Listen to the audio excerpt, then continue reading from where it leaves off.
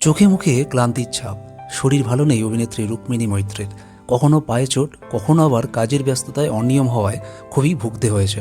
কয়েক মাস আগে অসুস্থতার জন্য হাসপাতালেও ভর্তি হতে হয়েছিল তাকে। আবারও অসুস্থ হয়ে পড়েছেন নায়িকা।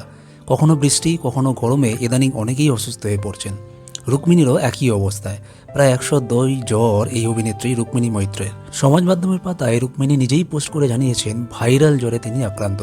ইন্ডাস্ট্রির অন্দরে আলোচনা, নায়িকা পাকাপাকি মুম্বাই থাকছেন এখন, সেখানে নাকি ওয়ার্কশপ করছেন।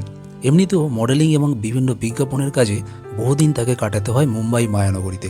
সেখানেই এবার জ্বরে কাবু হলেন অভিনেত্রী রুক্মিণী মৈত্র। দেব শুভশ্রী অভিনীত ধূমকেতু মুক্তির সময় থেকেই রুক্মিণীকে নিয়ে আলোচনা অনেকটাই বেড়েছে।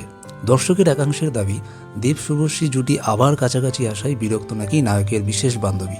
যদিও এসব আলোচনাকে থামিয়ে দিয়েছেন তারা নিজেরাই। ধূমকেতুর প্রচার ঝলকের অনুষ্ঠানের পর শুভশ্রীর স্বামী পরিচালক রাজ চক্রবর্তী এবং দেবের বান্ধবী রুক্মিণীকে নানাভাবে আক্রমণ করেছিল দর্শকরা। সেই পরিস্থিতিকে সামাল দিতে প্রকাশ্যে রাজ, শুভশ্রী এবং রুক্মিণীর কাছে ক্ষমা চেয়ে নেন প্রযোজক দেব।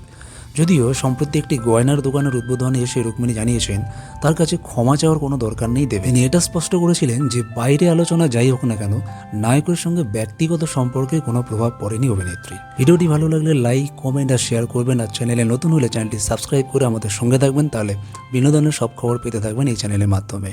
দেখা হচ্ছে পরে ভিডিও, ততক্ষণ ভালো থাকবেন, সুস্থ থাকবেন।